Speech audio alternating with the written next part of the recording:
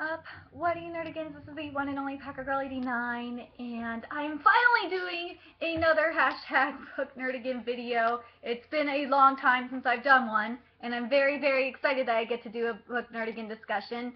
And as I mentioned in my update, the first one that I'm doing today, or I'm gonna, if I can crank them out as much as I can, that'd be fantastic. But the one I'm doing right now for this video is Halflings by Heather Burch, which is the first book in the Halflings trilogy.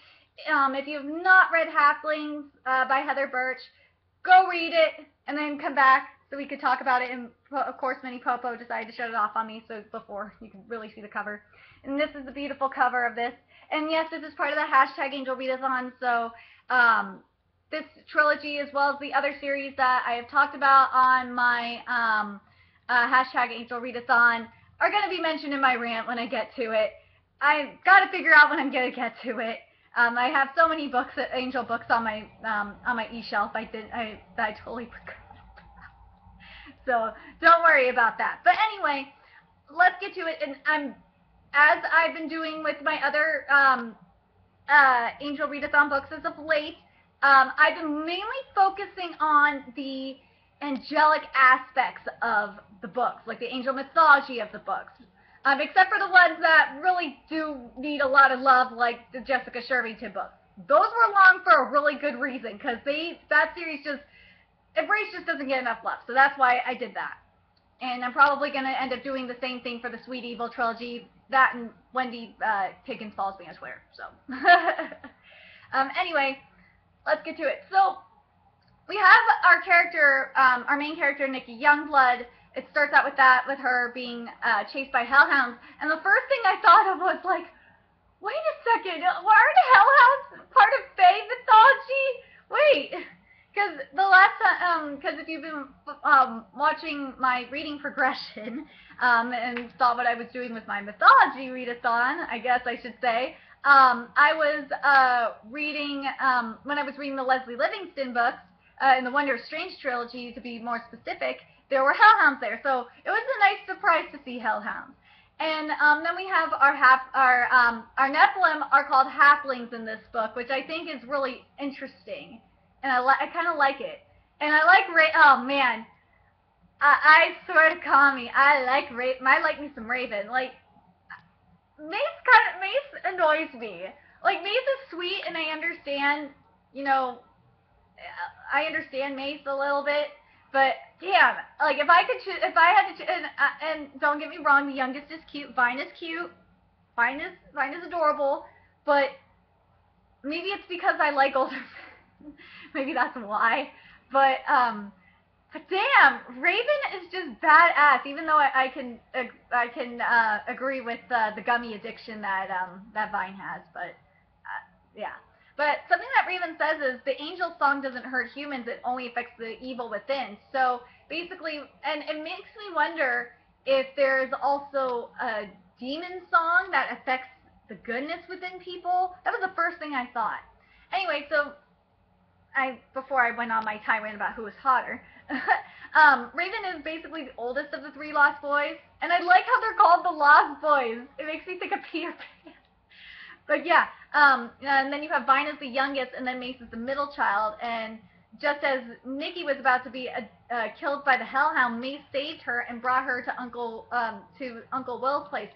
Okay, something I forgot to mention about Mace before she passed out. You know, she saw Mace's eyes, and that's the thing that Mace would probably get me with, is the blue eyes, because I'm a sucker for blue eyes. You guys know that. You nerdigans know this.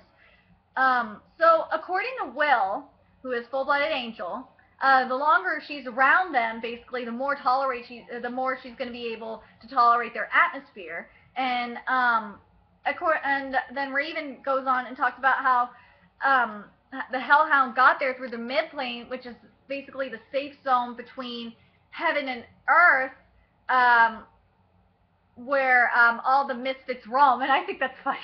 You can imagine, and like it makes you think about the Angel Fire series that I did before this. I think I did it, not the series right before this one, but the series before that one, the Angel Fire series by Courtney Moulton. It makes you think. It reminds you of that realm as well. It does. It reminds you of the Grimm. There we go. Reminds you of the Grimm. Let's see. So basically, the Lost Boys, or the Halflings, are outcast in both the heavenly and earthly realm. And I think that was the same case with the angelic Gregory. That was the same case, that they were basically outcast from heaven, but they were fallen, but not yet fallen. They were stuck to be watchers. That's what the angel Gregory really were.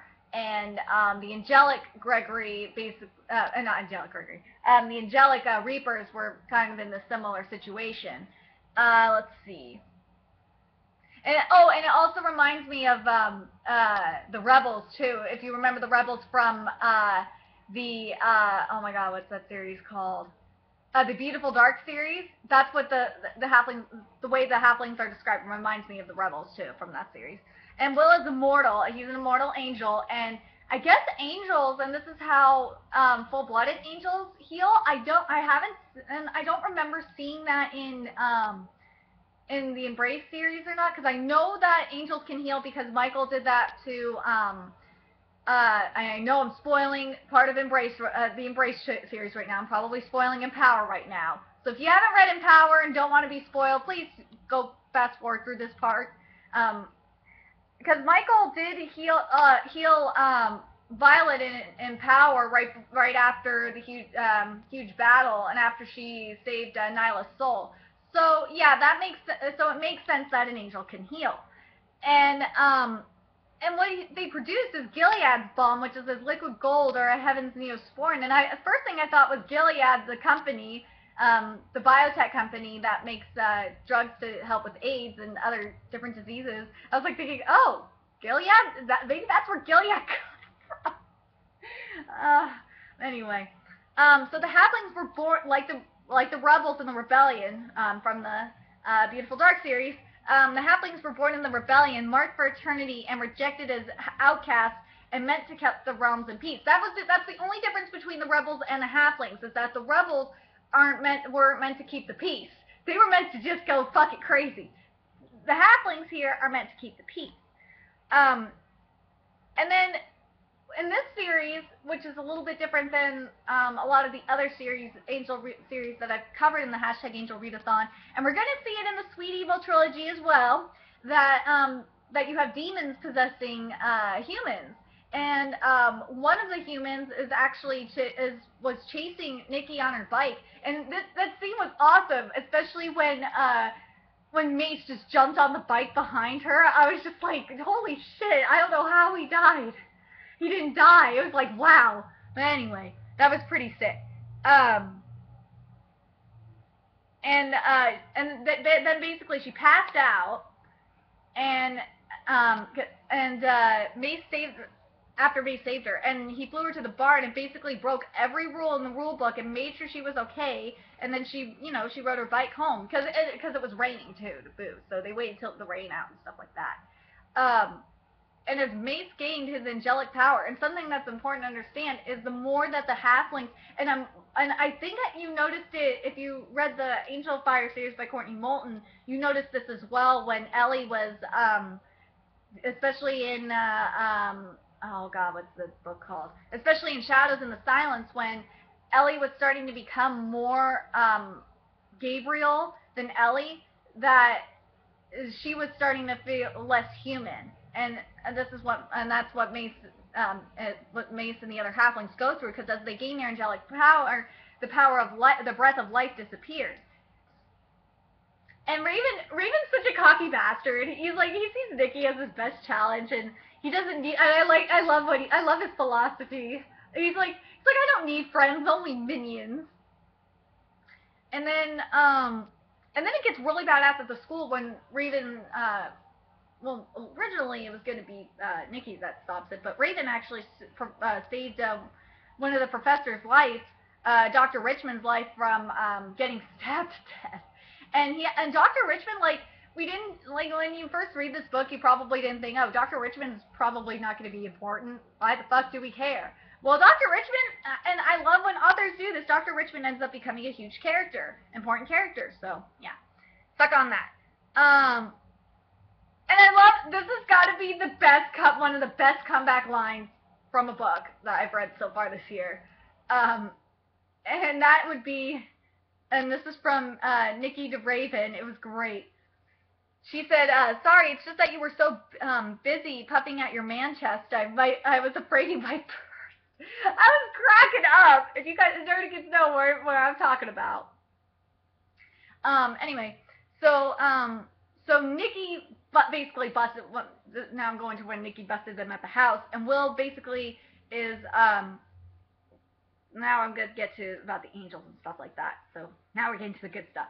So Will basically says that, he says, Lucifer was known in the courts of heaven as the anointed cherub. So basically, Phoenix and Lilith would hate Lucifer. So it's kind of ironic that in some of the books for the hashtag AngelReadAthon, they work for a cherub, when they really hate them. If you don't know what I'm talking about, go read the Embrace trilogy, or not trilogy, series. And you will not utter that again. Mace is no angel, though angels do exist, and angels would not lie. So the angels are like Fae, but I don't know if the angels would stretch the truth like the Fae does, but angels do speak in riddles. I will say that. And it's very, excuse me, it's very annoying. Let's see. So now here's a little bit more about the midplane, because the midplane, from what I got from the midplane, it is totally like the Grimm, and I want to know what you nerdigans thought about the midplane. So it says this: around us, this natural Earth, another realm exists. Not only does it exist, but it's in constant motion. Basically the Grimm. Things that happen here are affected there. It is basically the Grimm, and but when you're in the Grimm, and it's the same with the midplane, you're invisible to those on Earth, but you could still cause havoc, and that's what happens in the Grimm too. Sorry. So things that happen here are affected there. It is written that whatever you bind on Earth will be bound in heaven, and whatever you loose on Earth will be loosed in heaven.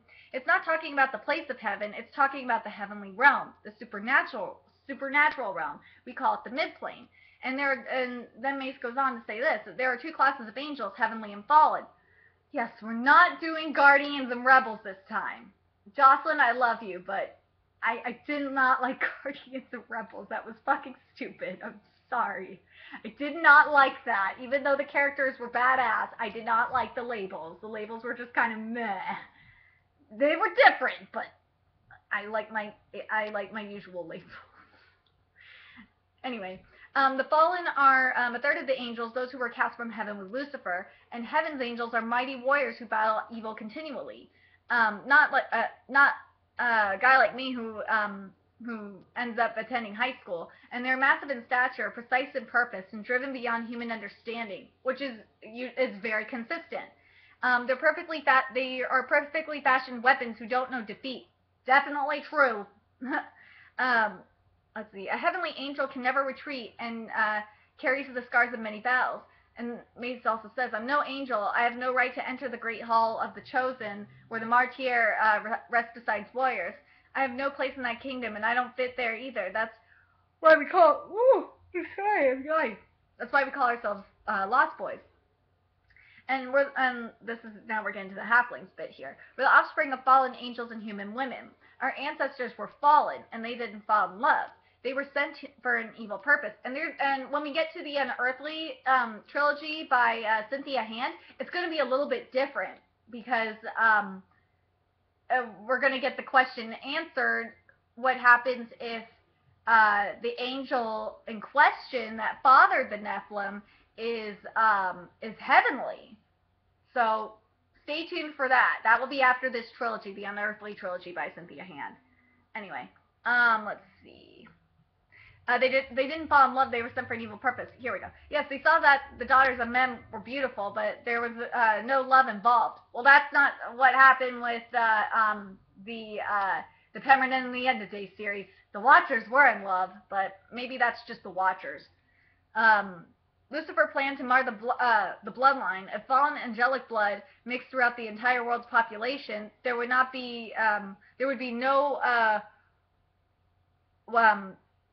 for God to fulfill his war for God to fulfill his promise through a purely human vessel. Or why? Excuse me. want for God to fulfill his promise for a purely human vessel. So Lucifer tried to trick God. And then basically this is where it gets a little bit interesting, because I don't know if you would consider, I guess the halfling blood just takes over, because Mace's parents are both halflings, and it makes me think that, wait a minute, wouldn't you be a quarterling? Like, uh, or something like that? That makes sense to me, but anyway. But it's sad, because he doesn't know them, because halflings, can't stay with their parents because it's dangerous, so they're snatched at birth for their own protection, and, yeah, it's really sad, because Mace and the other halflings are bound to Earth, but an outsider to it, and basically the universe is orphaned. You gotta love the joke that the universe gives them. It's really sad. Let's see. And this is what Mace says here, and he talks about the throne, and when the throne gets brought up, I think, throne from the Beautiful Dark series. Those evil bastards are going to strike back. But no, the throne's not evil this time. It's not the throne that's evil this time. The throne's cool this time. Let's see. If we've been sent to protect you, it means the throne has plans for you. Yes, but they're not Eisen plans, don't worry. The one we serve, the creator of all things. He has plans for all those he created, but many never choose to walk the path laid before him. And apparently, this gives an interesting... I love that. I love when writers do this, especially with the Angel series, and especially with when Rick Riordan did it with the Percy Jackson series when he was talking about demigods. And this goes back to World War II, by the way. What May says that was Hitler was searching for halflings. He wanted to build an unstoppable army of half-humans and even use genetic testing. And to this day, halflings are hunted by demons and men, willfully given over to the enemy. Each of us must be accounted for, and a caretaker looks after us, usually in groups of 3 lost boys. The caretaker can protect us better than our parents would. But yeah, because their parents are full-blooded angel. Their guardians are, excuse me. Will has a direct line to a heavenly communication, some things halflings don't have, and he's battled the enemy for millennia. Will is a heavenly angel, and Will once held a high position in Heaven's army, and he was a general with multitude of angelic warriors beneath him, but he was demoted for murdering a human. And on the female halflings, because you gotta wonder, is Donna a halfling? Gotta be more. But yeah, there are a few females, but since the male determines the sex of the child, and our male ancestors were angels, and all angels are male, we're less likely to encounter females. So, yeah, so God was pretty sexist if we want to go the political correctness route.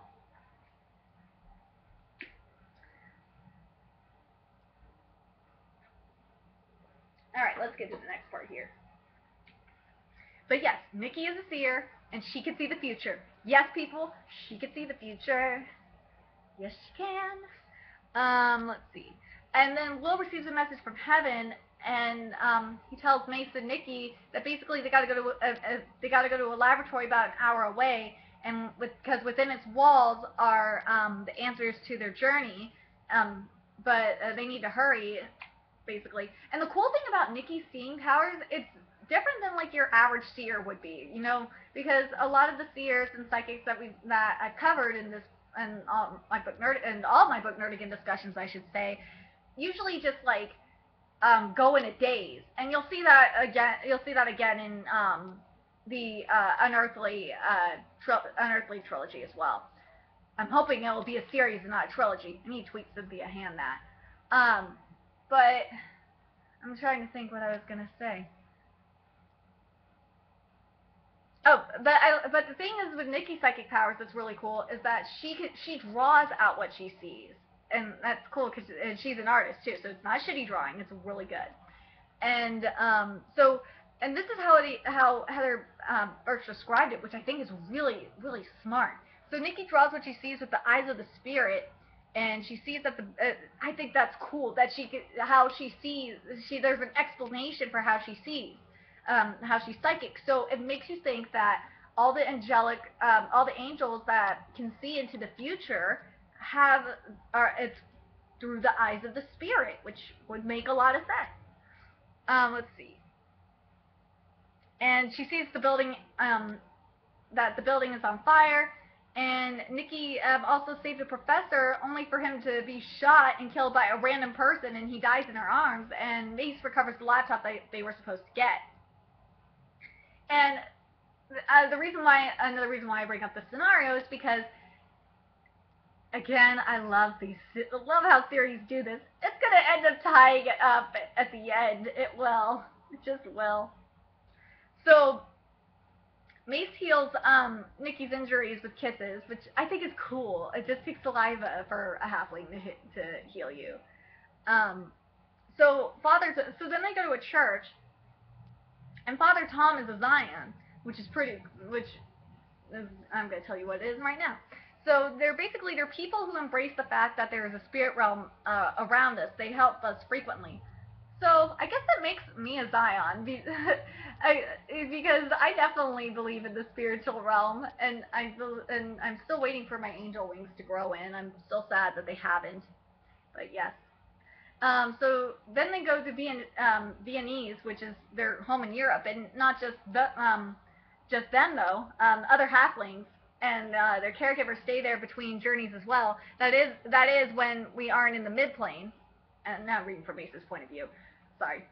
We train, study, practice our skills, and sometimes there are 20 halflings there, so we mostly get into trouble. I can totally see this happening. This is just great right here. There's a creepy old guy, a Zion, who lives there and takes care of the place. We constantly give him a grief. You can imagine. I'm like thinking, yeah, I can see all the shenanigans that would happen with a bunch of halflings living there. So this is what happens. So this is a little bit more insight on the seers. So from Mace anyway. When we're sent on a journey, sometimes we're in contact with a seer, and that connection helps us along the way. And seers can even get glimpses of the enemy's plan. And when we first arrived, you'd seen into the other realm and kind of became a doorway for the Hellhounds. So the seers are basically doorways to the I'm gonna say Grand or mid-plane. It's just the book nerdigan in me. And basically, there's two ways for that Hellhounds deal with things, and it's similar and it's consistent with the mythology that was brought up in Wondrous Strange. So I'm happy with that. They can either kill you or torture you until you go mad. Yeah, that's very true. They tend to prefer to torment in packs. And then we get to one of my favorite characters in this book, or in this series, is Zero. I love Zero. He is so cool. So he's like the ultimate nerd. So he runs the network. He reminds me of like my best friend, because my best friend would probably he runs his own network, and he would totally be doing this too. He would totally do this. I swear to Kami. He lives off of juice boxes, frozen dinners, and Pop-Tarts. And I would live off of that too, trust me. Well, as long as they're healthy frozen dinners. They can't be fattening ones. I'm trying to keep a girlish figure here. My friend, on the other hand, doesn't give a fuck. So Zero has been tracking and trying to hack Omega Corp, which is basically the place where they stole the laptop from, and the lab that was destroyed and failed. And basically, when Zero hacked the laptop, he found that they are basically developing electromagnetic pulses and have labs all over the globe. And, oh no, he wasn't able to do that. He just knew that. But yeah. Yeah, if you don't know what an EMP is, then seriously, just go Bing it or Google it. I use Bing, but some sheeple use Google, so do what you want. Zero was able to find a few words from the discs, and this is really important. First one's our Genesis project, and second is a name, Nikki Youngblood. Yep, her name was on the disc. And then after a brief stop at Will's, Nikki takes Mace to her favorite spot and thanks and then kisses him. I thought that was such a sweet moment. I was like, oh. Anyway, so let's see where I'm at here. Okay, good. So Raven and Mace are taking shifts guarding Nikki, and Raven has, I love it, Raven has more balls than Mace, and at least he will ride with Nikki on her motorcycle.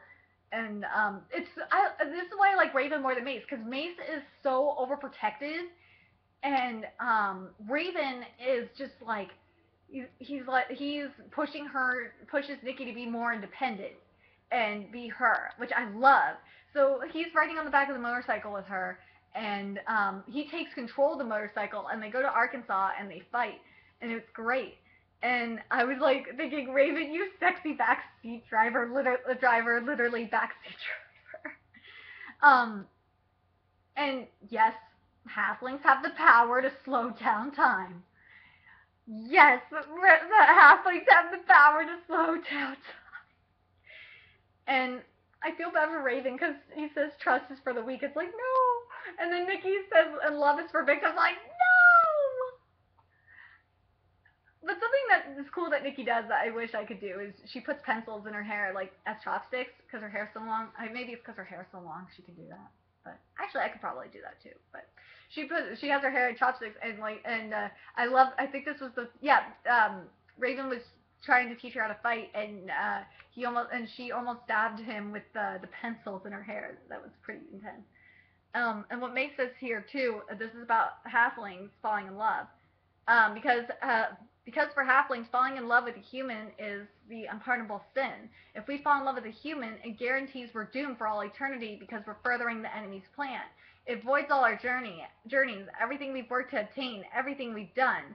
And then what he says on his future is, well, if we're not offered mercy, we're doomed to hell with Satan, the demons, the fallen angels, and men who forfeit their contracts. And the demons that attack Nikki say to Raven and Vine, she's a promise, a beautiful promise, which is really, really creepy. But, like, on the Mace thing, it's really sad. I feel bad for Mace. I mean, because Raven doesn't give a fuck. Like, Raven, you could tell Raven knows that he's going to go to hell. He doesn't give a fuck. He's got nothing to lose. So, more power to Raven. And Mace gets there just as the demon is choking Nikki. And this scene was really sad because Nikki took her dog, Bo. She was just taking him out to play. And the hellhounds and demons attacked them and they killed the puppy. Yes, they killed the puppy. But Bo went down fighting. And I almost cried. I was crying when Bo died. Okay? It's very hard when I read about puppies dying. So, finally, Nikki sees Mace's wings, and Raven scoops her up, and they fly into the air. And apparently, wings are the tickle spots. So, yeah, that's something good to know. So now we get to where we find out about Dr. Richmond, where Dr. Richmond plays into all this, because as I said, he is an important piece. And Raven, the little sneaky bastard he is, he's going undercover. So basically, this is what Dr. Richmond said. The company didn't want me to leave, but I couldn't stay. They destroyed my reputation as a scientist, made sure no other laboratory in the free world would want to work with me. I didn't agree morally with the steps the laboratory was taking. Oh, no, this is what he said to Nikki before Raven. I'm sorry. Before Raven snuck in, but yeah. Nikki, there are forces at work around us that desire power at any cost, and they'll hurt or anything or anyone to get it. My specialty was electromagnetics, but my passion was genetics, and I was raising horses, doing genetic testing on them. You grow to love those majestic, beautiful animals. And then we get to meet the halfling females, and the halfling females don't look like the males, and this really confused me because I was thinking to myself, wait a minute. So Hitler was looking for halflings. The males I understand, because the males, they're usually blonde hair, blue eyed. But the females are all brown haired. And I was thinking, wait, that doesn't fit Hitler's profile. But now I'm like, no, I'm not going to overthink this right now. But I just makes me curious. But anyway, and I like their names. There's Vegan, Glimmer, and Winter. And Vegan gives Nikki a pearl amulet, and basically, if you place this is what Vegan says. If you place your lips to it and blow, it will sound an alarm only we, the female halflings, can hear. And then this is what Vegan says on Omega Corps. Genetics, the worst kind. They have many labs, and the one struck by fire was more of an outpost than a full lab. The scientists who perished within rarely use that facility, and we have learned that they have a main lab about 60 miles from here. Difficult to get to, and most of it's underground. And then it's why the fire then? Basically to throw suspicion, and sadly to eliminate the scientists they no longer needed or wanted. And Interpol received an anonymous tip and started trying to monitor their activity, and they've been doing genetic testing and alterations on horses for the better part of 2 decades. Sound familiar? And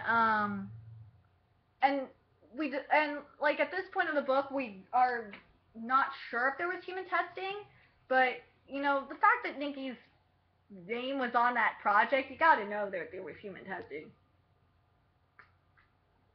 It makes you think that there was human testing. And then we meet the asshole, or I should say the Bach of this series, the troll god Bach of this series, Damon Vessler. And he loaned her a Ducati, which, if you don't know what Ducati is, you are fucking stupid. No, I'm just kidding. You go look it up. He bought her bow, and he bought her bow, which is crazy. So, and then, let's see. Oh, and then this Mace gives us actually more insight on the midplane here too. So basically, it's the part of the spirit realm that's open to us. We aren't allowed to enter heaven, and who would want to enter hell? And aging slowly, yes. I mean, I have knowledge of some pretty ridiculously cool things, but I feel like a teenager. Okay, I'm down with this. I would like to. I'll do it if I can stay in the midplane and not age. Fuck yes. Let's see. Our personalities fit where we were in human years, but our youth is renewed when we spend time in the midplane. Okay, I will do it. Please take me to the midplane. And Mace says he loves Nikki, even though he's gonna doom himself. It's like, oh my god, Mace. And Nikki, because she wanted to protect Mace. She said that he wasn't her match. I was like, oh my god. Here we go. And I was like thinking, stupid. I understand, but still, it was just like, gah. But anyway, what? I'm a hopeless romantic. Leave me alone. And plus, if you look at some of our look at some of the other couples that we have talked about here in this, in all the book nerdigan discussion videos. Most of the men would never give up like this. So anyway, and Raven and Nikki go to help Vegan, and yes, Bo did get avenged. Those demons are fucking dead, and she literally destroyed them. It was great. So Raven on his eye and back at Nikki's place, and because their eyes darken, their irises darken, which is really interesting. So this is what happened. Up until recently, my irises have darkened on each journey. If they darken completely, I'm given over to the dark side. Yes, the dark side, Luke. I'm just kidding. It's never the journey, Nikki. It's the choices we make during. What we decide to do in the place where darkness beats light, where hate clashes with love. And Raven's eyes are lighting up. Ever since he met Nikki, his irises have started to light up. I was like, oh, like that's why, I would rather be with Raven. Just like Raven. Like, I don't know, Mace is sweet and everything like that, but he doesn't seem, I really don't like to say the word real as Raven, but Raven just seems more, like, real to me, and more relatable. That's just me, though. Let's see. And then Raven kissed Nikki, and I was like, thinking, thank you. And Mace saw it, too. And then we see that Nikki's mom and dad were killed in an accident and robbed. And Vine saw this was happening. Vine saw it before shit happened, before it went down, because he was with the, he saw it happen. He saw something shady was happening. And Vessler was, because earlier in the book, because I didn't mention it, there was a guy in the gallery during Nikki's art show. And the other thing I liked, if you haven't read, I don't have the quote in my notes, I don't know why I didn't put it in there, but go read what Raven said about Nikki's painting. I loved what Raven said about Nikki's painting. It was so perfect. I don't know why I didn't put it in my notes, but it was perfect. Let's see. And they thought they saw a guy with a gun in the gallery, and it turns out that Vessler is that same guy. If you nerdigans read the book, you know what I'm talking about. Anyway, I know that was out of order, but yeah. And so, after all the shit that went down with the police and whatnot, Nikki decides to go with Vessler, and Damon Vessler owns Omega Corp, or at least the land, And then, you know, she went to back to her place and saw that Damon packed all of her stuff and all of her parents' stuff up, and that just like set her off and pissed her off, because she wanted to go through it and not have this random asshole that's supposed to be her godfather do it. So she was like, "Fuck this," and she ran from Damon and into Will's arms, their true family. And I love the last how it ends. The last line of this book was just a perfect line. Now maybe it was time to learn to fly. I was just like, that was a good way to end. That is like got to be the best way to end sentence to end a first book. One of the best ways to do it is to say maybe it was time to learn to fly. So I want to know what you nerdigans thought about this book. What you guys, especially the ones that have been really doing the hashtag AngelReadAthon and been really following it. I like the concept of halflings instead of Nephilim. I definitely do, and I am Team Raven. I want to know if you guys are Team Raven, Team Mace, or hashtag Team Raven, hashtag Team Mace, or hashtag Team Vine. Because Vine is adorable in his own way. He is. He's very adorable. But we don't see a lot from Vine. And I love Zero. Zero is just funny as hell. I would love Zero to be my best friend. He's so funny. I love Zero. But I want to know what you guys thought about this book. What you guys thought about the mythology of this one. Like, what do you guys see that connection between the Midplane and Grimm like I did? And do you guys what do you guys think about the Hellhounds coming back here? Because if you read the Wonder of Strange trilogy and read this one, you know the Hellhounds. You know what Hellhounds are already. So it's kind of like, it's nice to have that, and it's nice that it's consistent too. And it's nice to see that. And something that I'm gonna probably end with this as the final comment, and then, you know, say my spiel. I just like that with this book, even though it took. The thing is with this book, and it happens a lot with some books for me, and I don't know if you nerdigans felt that as well, is that it takes a little bit for you to get into it right away. Maybe it was because I was just busy with other shit at the time, but most of the time I'm usually able to get into books like right away. So, but yeah, it'll just take if it takes you a little bit, it's definitely worth going through all the way. It's really good.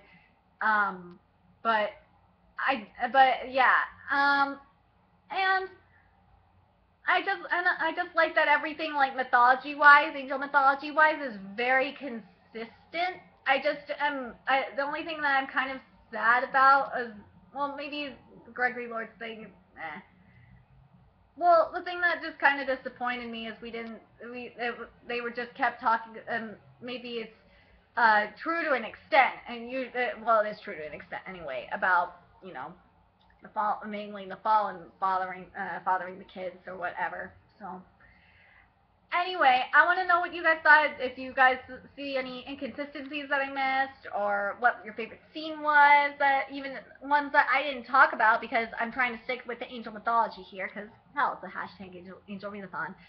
Remember to like, comment, share, and subscribe. And yeah, and also make sure you guys check out my Vaughn Live channel, where I do my Super Commie Fantasy Guru football podcasts, and those are on Mondays and Thursdays at 10 p.m. Eastern Standard Time, 7 p.m. Pacific Standard Time. I have guest chat enabled, and you don't have to have a Vaughn Live account. Make sure you follow me on Twitter, and also please donate to my Patreon, because when you donate to my Patreon, it actually makes me more motivated to do these videos, as well as liking, commenting, and of course subscribing to my channel. So I will see you guys in the next book nerding and discussion video, which will be Guardian, the second book of the Halfling trilogy. So until next time, book nerdigans, I will be seeing you later. Bye!